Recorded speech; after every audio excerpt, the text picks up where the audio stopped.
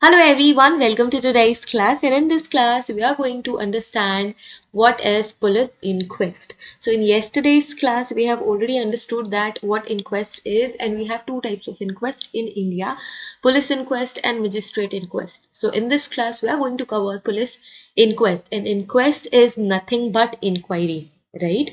So let's understand police inquest. So police inquest is started by or conducted by officer in charge, usually a sub inspector of the police station, who conducts the inquest or inquiry, we can say. And this type of inquest, police inquest, comes under section 174 of CrPC. So section 174 of Criminal Procedure Code tells us about the police inquest. So S dot is for section 174 of Criminal Procedure Code, CrPC. The police officer making the inquest is known as investigating officer, and in the short form we call them IO. I stands for investigating, O stands for officer. So IO can be the sub inspector or officer in charge of that police station who will conduct the police inquest, and it will come under section 174 of Criminal Procedure Code or CrPC. The officer in charge of the police station receives the information that a person has committed suicide. So let's just take an example. So officer in charge, if that officer in charge receives some information that some person has committed suicide, or someone has been killed by other, or by an animal, or by any machinery, or by an accident, or has died under circumstances which raises the reasonable suspicion that some other person has committed an offense, or you can say homicide, he immediately gives to the nearest executive magistrate, which is empowered to hold inquest, then proceed to the place where the body of such deceased person is present. So after giving intimation, that person, that investigative officer or the officer in charge, or you can say sub inspector of police, will go to the scene of crime. We call it scene of crime. Scene of crime, SOC. Okay, so first that police or the officer in charge have to inform the nearest executive magistrate. This is really very important.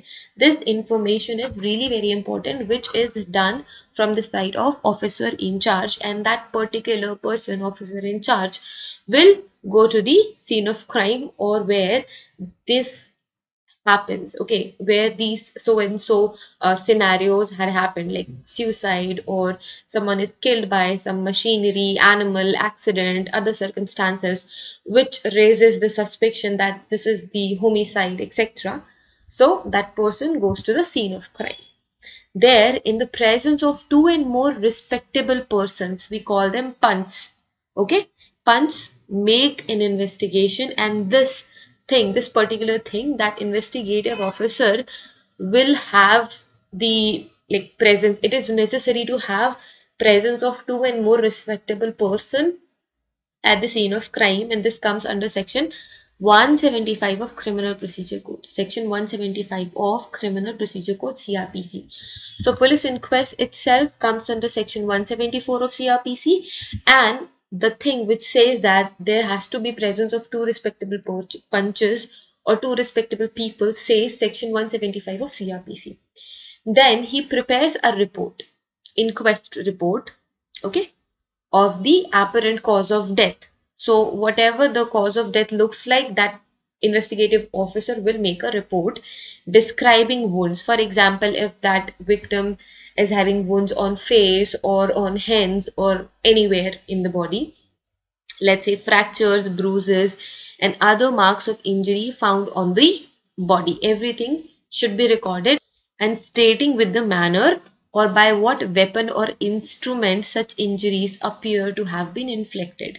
So it is the guesswork power, you can say. If I am seeing the victim and I am seeing some cut marks on the body, so I can write that I feel these cut marks are from some knives or some other sharp weapon, etc.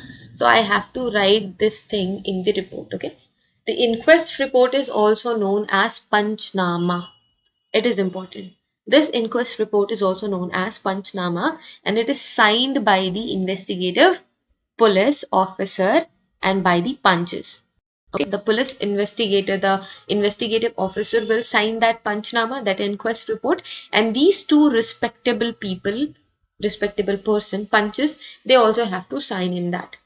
If no foul play is suspected, for example, the death is not natural and there is no foul play, the dead body is handed over to the relatives for the disposal. So if there is no foul play, no issue, if the death is natural, then that particular body is given back to the relatives.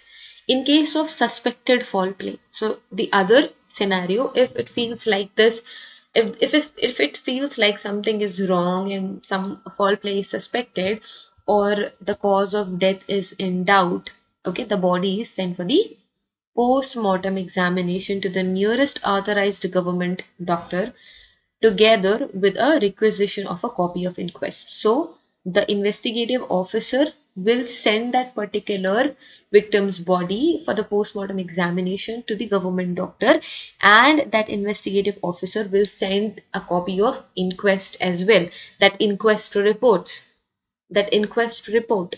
Okay, the report is forwarded to the magistrate, to the private medical institution can undertake medico legal examination. So after sending the body, there has to be a medical legal examination done, and the treatment for living, if that person is still in condition to live, then the treatment is required, but the autopsies can be conducted only when the permission of the state government. And if that person is no more, it's proof that person is dead already, then the autopsy, or you can say post-mortem, is conducted with the permission. Permission is really very important, with the permission of state government or government, whatever government governs that particular area, that state government or central government have to give, like basically state government, because we have multiple states, and whatever the place the crime scenes comes under, if the crime scenes comes under a particular state, that state government have to give the permission of autopsy, and then autopsy is conducted. These are some steps of police inquest and all the important elements which comes under police inquest. Important is section 174 of CrPC, section 175 of CrPC. The inquest report is signed by the investigative officer IO and the two people who will present at the time of inquest, or who will be present at the time of investigation. Okay, and if there is no foul play, the body is given back to the relatives. If foul play is suspected, then further examination and detection has to be carried out. Okay, so that's it for today's class, everyone. I hope this lecture is helpful to you. If this is helpful, you can like this video, you can share it with your friends, seniors and juniors. Thank you so much for watching this. Have a great day ahead. Take care of yourselves. And if you want to request any topic, you can request it. We will try to cover that topic as soon as possible. And in the next class, we will understand magistrate inquest. Thank you again. Bye everyone.